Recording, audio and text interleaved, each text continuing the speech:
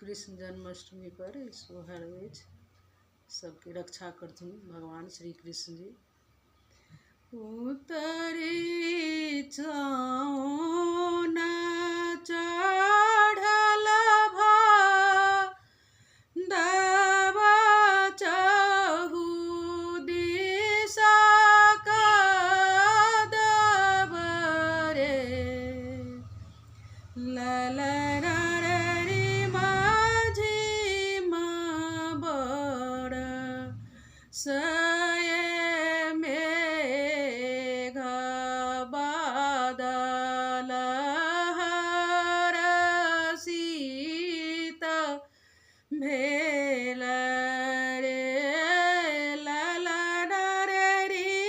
माझी बड़ सये मेघ बादल हरषित भेल रे देवकी दर देवया कुलदगरी न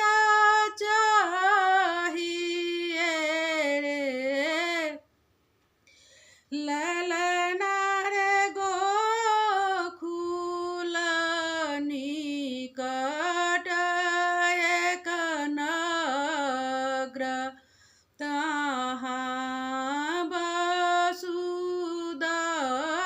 वसुदगरीन रे ललन रे गोकुल निकट एक नगर तहाँ वसुदगरीन रे जब जनम लेल जदुना दान बंधन खूजी गेल रे ललन रे माथ मुकुट कर कांगा न डारहि घुंघरू